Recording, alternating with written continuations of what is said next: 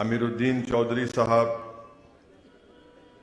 शोलापुर महाराष्ट्र के मजलिस इत्तेहादुल मुस्लिमीन के सदर मेरे भाई जनाब फारूक शाबदी साहब, मजलिस इत्तेहादुल मुस्लिमीन के मरकजी ऑब्जर्वर वो साबिक़ा रुकने बल्दिया मोहतरम जनाब समद अब्दाद साहब, कर्नाटका के मजलिस इत्तेहादुल मुस्लिमीन के सदर मोहतरम जनाब उस्मान गनी साहब, ज़हीराबाद के मजलिस इत्तेहादुल मुस्लिमीन के सदर मेरे मजलिसी रुफ़क़ा, मोअज़्ज़िज़ हाज़रीन कराम, मेरे गयूर नौजवान साथियों, मैं आप तमाम का बेहद शुक्रिया अदा करता हूँ कि आपने अपना कीमती वक्त निकाल कर आज के इस इंतखाबी जलसे में शिरकत की। दूसरी अहम बात मैं आपको बताना चाहूँगा कि इंशाअल्लाह ताला ये पहला जलसा है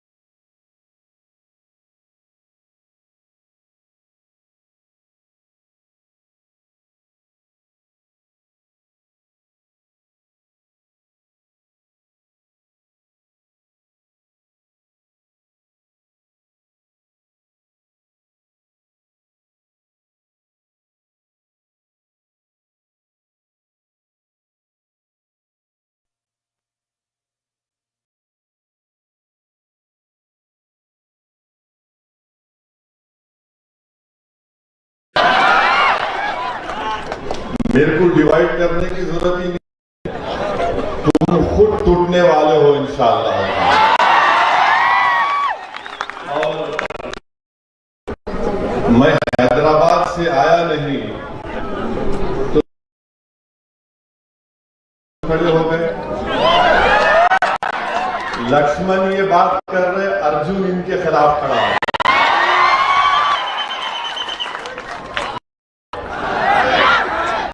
लक्ष्मण एक बात बोल रहे, अर्जुन एक बात बोल रहे। कर्नाटका के चीफ मिनिस्टर का नाम क्या है? येदियुरप्पा।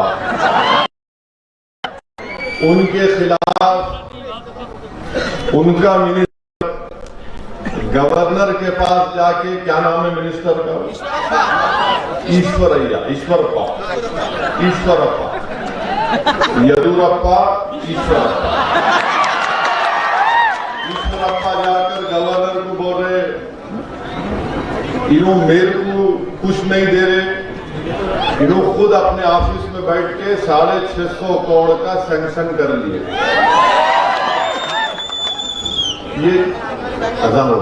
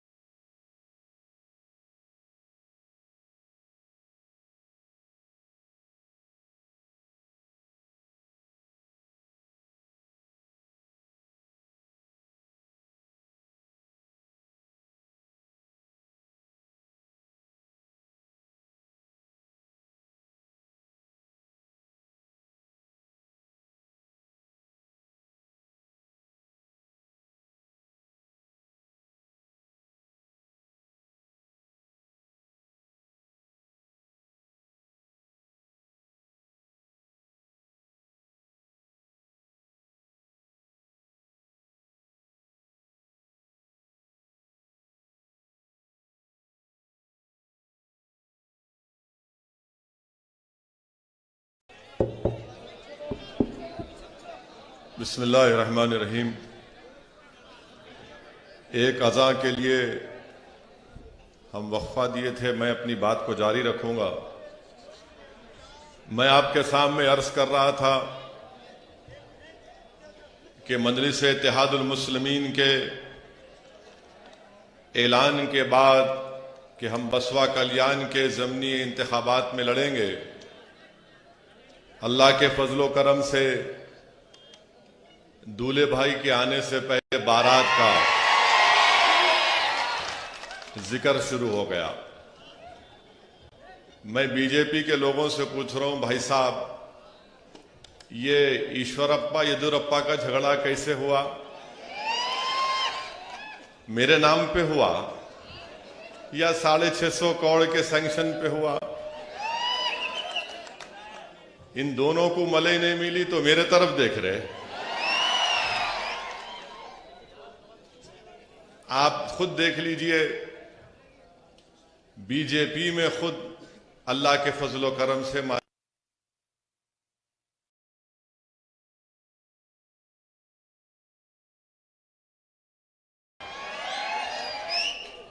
तो ये अच्छी बात है ना, ऐसा ही होना। क्योंकि इनके नमाज के लिए रुक गए तो मैं अपनी बात को जारी रखूंगा। तो ये हो गया। अब दूसरी बात, कांग्रेस के लोग गाली दिया कि अच्छा है भाई, ऐसा है ना, इंसान क्या फितरत जैसी रहती, उन्हें वैसी जबान से बात करता, जैसा दिमाग में रहा गाली तो गाली देता उन्हें। अब जैसा यूपी के चीफ मिनिस्टर, उन्होंने माइक सामने था तो लफ्ज सी बोल दिया उन्होंने। हम उर्दू में चीम से बोलते ना, वो नुस्सी बोल दिया, वो उनकी काबिलियत है। तो कांग्रेस के भी लोगों की जो काबिलियत रहती, दिमाग में जो भरा हुआ रहता ना गंदगी, उसको कुछ भी बोलो आप, वो जबान पे निकल जाती। अब मैं नहीं बोल सकता, मैं ट्विंकल ट्विंकल थोड़ा पढ़ा हुआ हूं, तो उन्होंने वो बात बोल दिए। मैं कांग्रेस के लोगों से पूछ रहा हूं, भाई साहब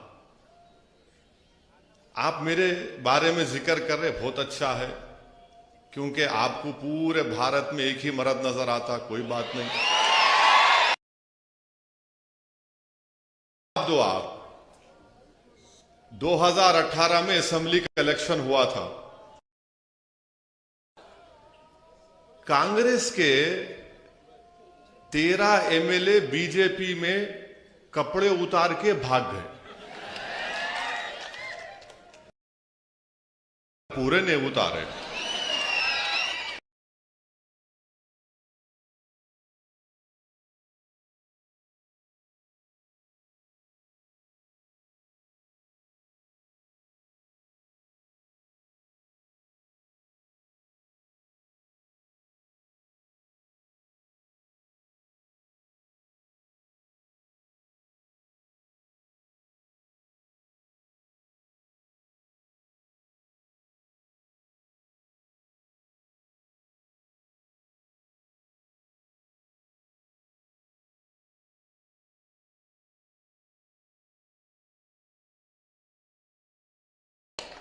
तेरह के तेरे भाग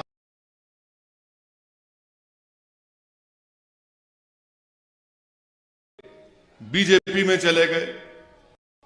अब इसके बारे में कोई बात नहीं करते। और फिर कांग्रेस पार्टी में भी दो ग्रुप है, इन्हों आके बोल रहे कांग्रेस, इन्हों आके वोट डिवाइड कर रहे, बी टीम है, फुला है, ये है। एक बात तो सच है, कांग्रेस में भी दो ग्रुप है, एक डीके का, एक सिद्धारामैया का, है ही नहीं है, खुली बात है ना। एक डीके का ग्रुप का, एक सिद्धारामैया ग्रुप का। अब ये डीके के ग्रुप वाले, सिद्धारामैया ग्रुप वाले, ये दोनों की लड़ाई चल रही, ये भी अच्छा है, वेरी गुड। हमारे पीछे नहीं पड़ते, तुम लड़ते रहो, अल्लाह करे तुम्हारी और बढ़ते जाए, अल्लाह करे कि लक्ष्मण और अर्जुन में और दूरियां पैदा हो, अल्लाह करे कि येदुरप्पा और ईश्वरप्पा में और दूरियां पैदा हो, अल्लाह।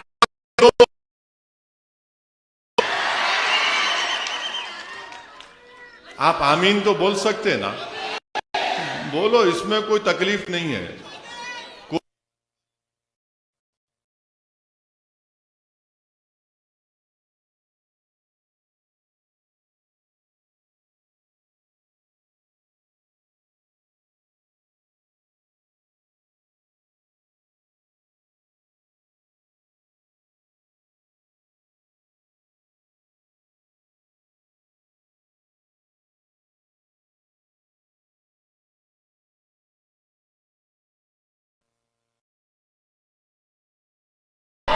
तीनों के तीन भाग गए।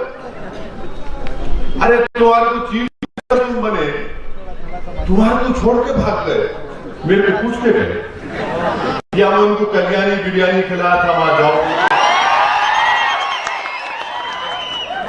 गए नहीं गए, तीन गए नहीं गए। अब उसका जिम्मेदार कौन?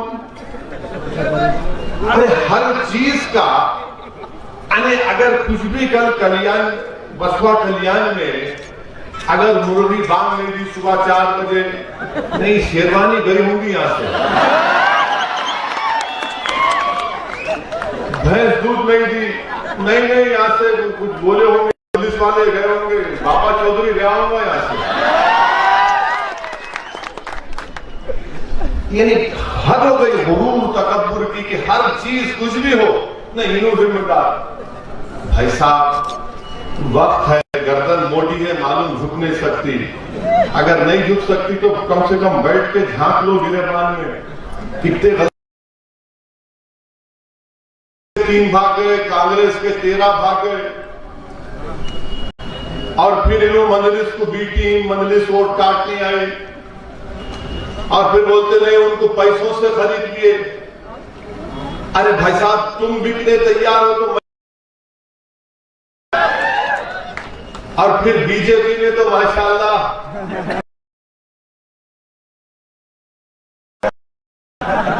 लक्ष्मण गारू सीडी, मालूम ना सीडी क्या है? तू देखना नहीं है, गंदगी आंख का गुना भी होता नहीं देखना, मगर सीडी है। लक्ष्मण गारू हाँ। अब ये सब कि हमारी असल किस्सा क्या है, तकलीफ क्या है, मैं आपको बोलता हूं।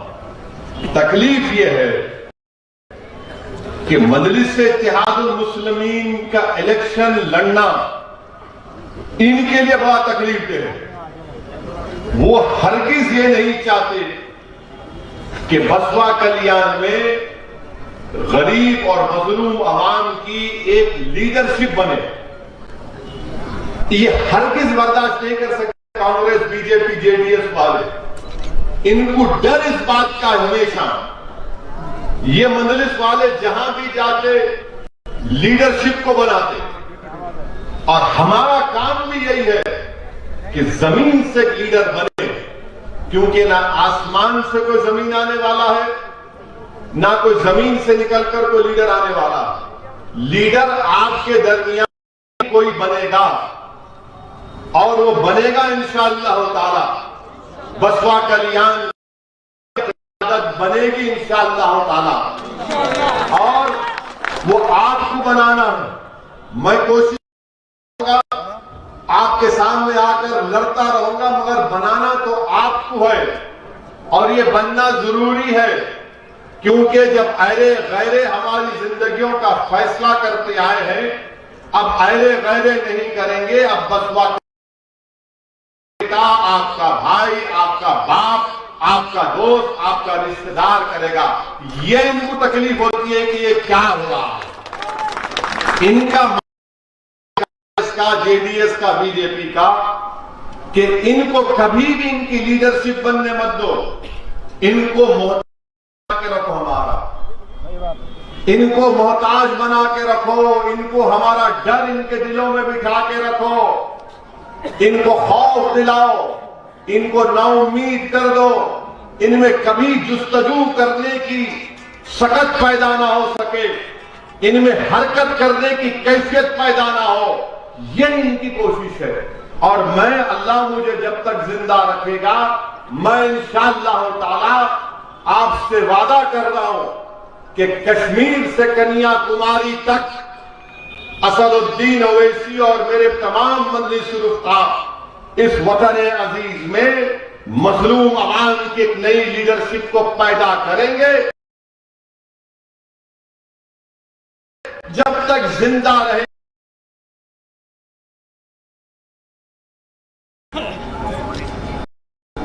छह या 7 सीट लड़ रहे हैं आप, 7 सीट।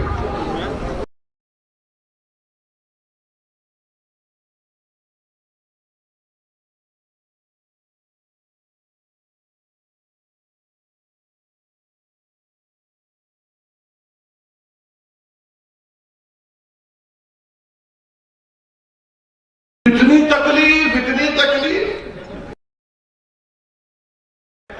लारी चलाने वाले, कॉन्ट्रैक्टर, ट्रेलर, बैटरी का चार्ज करने वाले, सब पूरा इंजन खोल के रख देते यहां पर।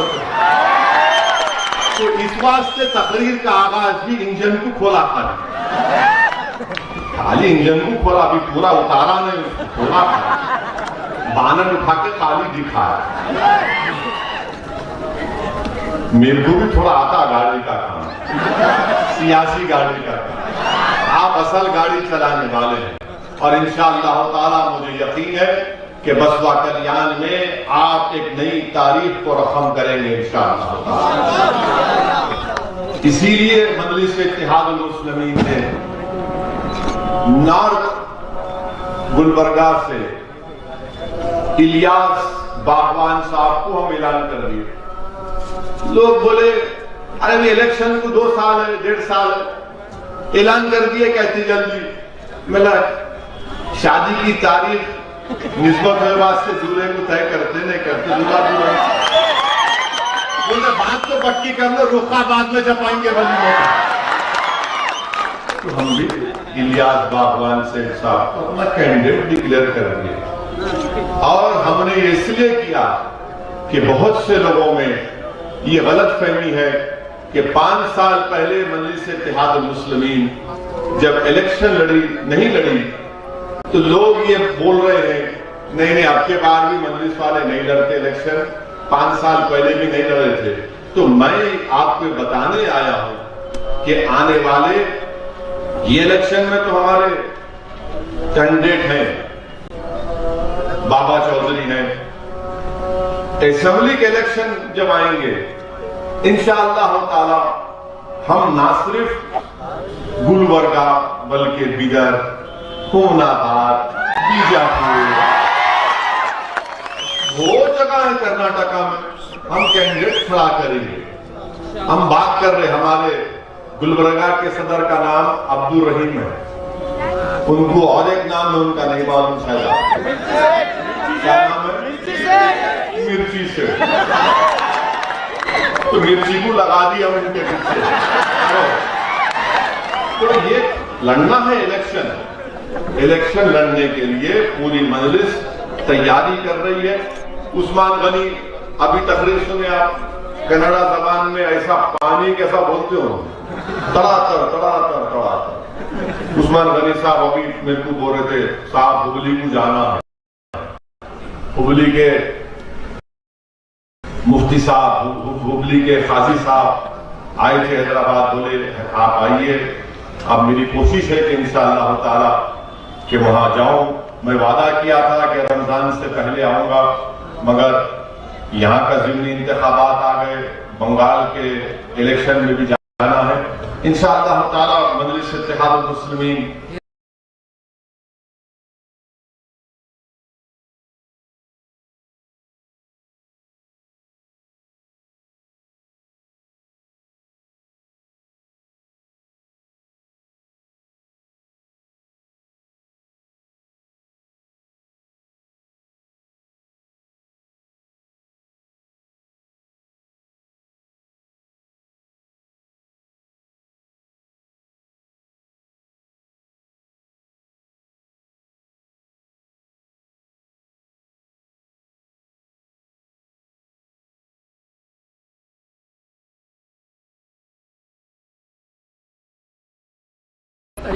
हाँ कोशिश करेंगे उस्मान गनी साहब। तो ये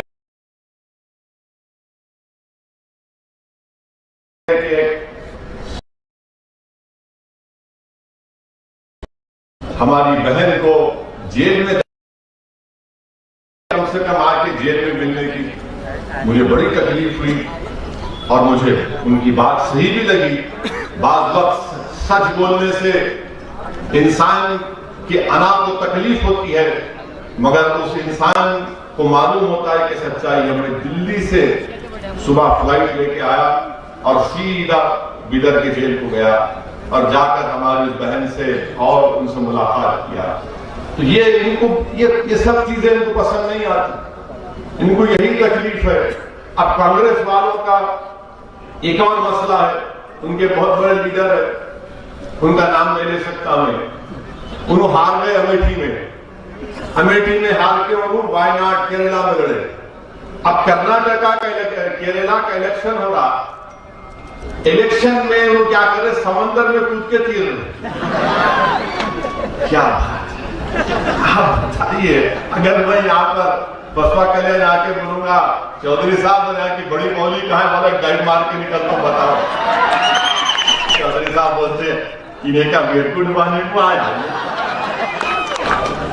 ये हाल है इनका, ये हाल है, इन पे क्या भरोसा कर सकते। कांग्रेस पार्टी को अगर आप वोट देंगे तो याद रखिए वो फिर कपड़े उतार के येदियुरप्पा का में भाग जाने वाले हैं। मैं लिख के दे रहा हूं आपको, 13 तो भाग गए और येदियुरप्पा ऐसा बैठे हुए, आजा मैं तेरे को बनाता हूं। क्या बना तो नहीं मानो, कितों को बनाते नहीं मानो। तो ये कांग्रेस पार्टी का ये हाल हो चुका है।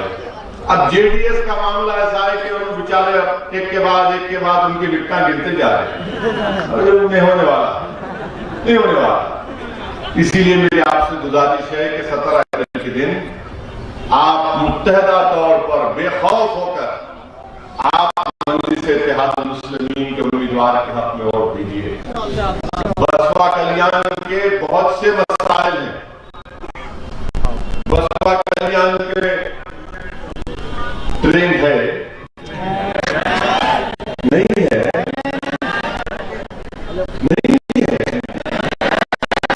ट्रेन की आवाज सुन के होकर आप मजलिस इत्तेहाद मुस्लिमीन के उम्मीदवार के हक में वोट दीजिए। बसपा कल्याण के बहुत से अब्बा के जमाने से नहीं है, दादा के जमाने से नहीं है, दादा के जमाने से अभी भी वोट देते। अब ट्रेन होना तो एक अच्छे इंजन के ड्राइवर को चुनना। बाबा चौधरी है, कोई बात ही नहीं करता, पिटवारे शेरवानी आ रहा, तोड़ने को आ रहा, भड़काओ भाषण देगा, लड़ाईगा। ट्रेन की बात करो, ट्रेन की बात कोई करते नहीं। अच्छा, बीजेपी 6.5 साल से दिल्ली में विद्रोह है, यानी प्राइम मिनिस्टर मोदी जी ने। ये बिदर डिस्ट्रिक्ट में 2 बार एमपी हो गए। ट्रेन का एक लफ्ज बोलते हैं वो। अरे भाई, ट्रेन लेके आना था ना बसपा कल्याण में, कुछ नहीं। बीमार हुए तो बिदर, सोलापुर, हैदराबाद जाना पड़ता नहीं पड़ता? जाना पड़ता ना। बीमार हुए तो बिदर जाना, या सोलापुर जाना, या हैदराबाद जाना, फिर भी वोट देते। ये अस्पताल होना, बाबा चौधरी एक छोटा दवाखाना तो खोल दिए कम से कम। अब एमएलए बन गए तो लड़के इंशाअल्लाह ताला बड़ा गवर्नमेंट हॉस्पिटल यहाँ पे खुला सकते हैं। तीसरी बात, आपको यहाँ पे हमारे फर्स्ट ग्रेड कॉलेज के स्टूडेंट्स हैं, बस है जाने की, बच्चों को पढ़ाने के लिए बस तो होना ना, गरीब आदमी को बस तो होना ना। ये बात ही नहीं करेंगे, कोई बात नहीं करेंगे, खाली इन्हों लैला के बारे में बात करते। तो मेरी लैला आई है तो, अरे मेरे प्यारो, मेरी मोहब्बत में तुम मर जाओगे इंशाल्लाह, मुझे मारो, मगर बसपा कल्याण के लोगों को तकलीफ दे रहे। आप कम से कम बस तो डालते ताकि ये फर्स्ट ग्रेड के हमारे बच्चे बच्चियां स्कूल को, कॉलेज को जा सके। अच्छा, यहाँ पर पीने के पानी का भी इंतजाम नहीं, खाली थोड़े घरों को आता पीने का पानी। ये आपके बुनियादी मसाइल है।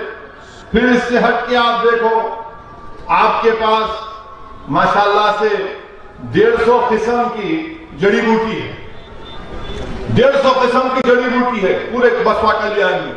अगर सही रिसर्च करे तो यूनानी आयुर्वेदिक को फायदा होता। अच्छा, कुछ नहीं करे, वो बाबा को लाना था जो सांस करा के सिखाते, ये नाक से लेके इससे छोड़ो, उससे खींच के इधर छोड़ो, उसको तो डालना था। 150 जड़ी बूटियां हैं, तो 150 जड़ी बूटियों को इस्तेमाल करने के लिए आपको एक जड़ी बूटी को वोट देना, उसका नाम मजलिस इत्तेहाद मुस्लिमीन। कुछ नहीं करते। अच्छा, फिर यहाँ पे अब हमारे हडापाट बरादरी के भाई, ये कम्युनिटी के लोग है ना, हदापात हमारे भाई है, जात के लोग है, कम्युनिटी के लोग, हड़पट, माफ करना, तलफ्फुज में गलती हो गई। तो उनके बारे में प्रभु चौहान कहते मिनिस्टर है, होने की होंगे मिनिस्टर, मेरे को क्या करने का। प्रभु चौहान साहब ये बोले, अगर कोई हड़पट बिरादरी का कोई जीत गया तो क्या उन्हें असेंबली में जाके किसी का शेव करेंगे, दाढ़ी बनाएंगे? ये बोले नहीं बोले सर, बोले। ये भड़काऊ भाषण नहीं है, बिल्कुल बोले सर। खाली हमारे चेहरे को देखते हैं कि चेहरे पे दाढ़ी, सर पे टोपी, भड़काऊ भाषण, आतंकवादी, जिहादी, एंटी नेशनल। इन्होंने बोले सो इनके मुंह से फूल गिर रहे, मोतिया गिर रहे, मोगरा गिर रहा। मैं हमारे हड़प्पड़ बरादरी के लोगों से अपील कर रहा हूं कि आप मुत्तहदा तौर पर 17 अप्रैल के दिन बाबा चौधरी के हक में अपने वोट का इस्तेमाल करिए। हम आपसे वादा कर रहे हैं कि इंशाअल्लाह ताला हम पूरा आपके साथ कंधे से कंधा मिलाकर आपकी मसाइल के लिए, आपके इंसाफ के लिए लड़ेंगे इंशाअल्लाह ताला। फिर हमारे मराठा बरादरी के लोग भी इस असेंबली हल्के में बसपा कल्याण में रहते हैं। बरसों से हमारे मराठा भाई बोल रहे हैं कि हमको रिजर्वेशन दो, मगर येदुरप्पा ईश्वरप्पा खाली मलाई पे लड़ रहे। 650 करोड़ मेरे को कर दिया है, मेरा काम पहचान लिया। वो लड़ते थे घर में, जब आया एक भाई लेकर कुछ भाग जाता तो दूसरा भाई जाके रोता, अम्मी क्या मामला, मेरा खिलौना लेके भाग गया। इनका हाल यही है। हमारे मराठा भाइयों को रिजर्वेशन दीजिए, हक बनता उनका। वो सोशली एजुकेशनली यहां पर बैकवर्ड है, उनको मिलना चाहिए। इसके ऊपर कोई बात नहीं करते आप। और फिर जो कांग्रेस की तरफ से ये वादा किया गया था कि टीपू सुल्तान के नाम से एक सर्कल बनाया जाएगा बसपा कल्याण में, बंगला में, वो भी भूल गए। आप क्यों नहीं बनाते भाई? हम आपसे वादा कर रहे थे इंशाअल्लाह ताला आप बसपा कल्याण से, आप यहां से हमारे कैंडिडेट को कामयाब करिए। हम ना सिर्फ टीपू सुल्तान सर्कल के नाम से खीर बनाएंगे, बल्कि झांसी की रानी का भी नाम रखेंगे इंशाअल्लाह। ये भी नहीं करते। अच्छा, ऊपर से लक्ष्मण बोल दिए मैं आ रहा हूं और यहां पर डिवाइड करने की बात करूंगा। मैं लक्ष्मण साहब की पार्टी से पूछना चाह रहा हूं, आपने पूरे कर्नाटका में कैटिल बैन क्यों लगाया? आपने भैंस के काटने पर भी पाबंदी क्यों लगाई? आप कौन होते? मैं घर में क्या खाता हूं, क्या पहनता हूं? आपको कोई अख्तियार नहीं है कि आप मेरे घर में झांके या मुझसे कहे कि आप ये खाओ, ये मत खाओ, ये कपड़े पहनो, ये बोलो, ये मत बोलो। इसलिए कि सुप्रीम कोर्ट का जजमेंट है राइट टू प्राइवेसी का, और सुप्रीम कोर्ट ने कह दिया कि प्राइवेसी भारत के शहरियों के लिए उनका एक बुनियादी हक है। और प्राइवेसी का मतलब यह है कि मैं कुछ भी कर सकता हूं बशर्ते कि मैं कानून ना तोड़ूं। मैं अपने घर में कुछ भी कर लूंगा। आप कौन होते? और इनके इस फैसले से पूरे कर्नाटका में 50 लाख लोग बेरोजगार हो चुके हैं। 50 लाख लोग, जिसमें हमारे कुरैश बरादरी की एक बहुत बड़ी तादाद है। वो तो उनका ऑक्यूपेशन है। सब बरसों से 100 साल 200 साल से वही काम कर रहे हैं। आप पूरा उनको रोड पे ला दिए, पूरा का पूरा उनको बर्बाद कर दिए। और फिर इसका सबसे बड़ा नुकसान किसान को हो रहा है। वो किसान जो जानवर खरीदता है और एक वक्त के बाद वो जानवर उसको बेचना पड़ता नया जानवर खरीदने के लिए, आप वो जानवर भी नहीं खरीदते किसान से। आप पूरे बरादरी को बर्बाद कर दिए। अब बताइए फिर गरीब कहां जाएगा, क्या खाएगा? और बीफ का जो गोश्त होता है, मैं किसी को बिरादरी के लिए नहीं कह रहा हूं, मेरा हरगिज मतलब ये नहीं। बीफ का जो गोश्त होता है वही तो गरीब खा सकता है ना। अगर आप बोलेंगे नहीं तू दाल खा, अरे भाई दाल महंगी है। भारत का जो गरीब है, चाहे वो मुसलमान हो, दलित हो, आदिवासी हो, हमारे हिंदू भाइयों भी गरीब है, वो क्या खाएंगे फिर? और मैं नहीं कह रहा हूं, बीजेपी के लोग मेरे सवाल का जवाब दो कि कर्नाटका में national family health survey 4th round हुआ। जिसमें खुद कर्नाटका की सरकार ये कह रही है कि 39% दलित और आदिवासियों के बच्चे स्टंटेड होते हैं, यानी जो उम्र में उनका वजन होना उतना वजन नहीं होता। क्या खाएंगे फिर ये दलित आदिवासियों के बच्चे? ये आप कह रहे हैं। फिर आप कर्नाटका की हुकूमत सरकार कहती है कि 40% बच्चे अंडर नरिश, यानी खाने को नहीं मिलता उनको, ये दलित आदिवासियों के। और 56% बच्चे एनीमिक है, खून नहीं है। क्या खाएंगा उन्हें? दाल खरीदेगा उन्हें? आप बताइए कितना बड़ा जुल्म कर्नाटका में बीजेपी की हुकूमत कर रही है। मकसद क्या है कि हिंदुत्व की आइडियोलॉजी को प्रमोट किया जाए, उनके आइडियोलॉजी को पूरे कर्नाटका पर मुसल्लत कर दिया जाए, और उसका नतीजा यह हो रहा है कि गरीब भूखा मर रहा है। 50 लाख लोग बेरोजगार हो चुके हैं इनके गलत फैसले की वजह से। इसीलिए आपको मैं अपील कर रहा हूं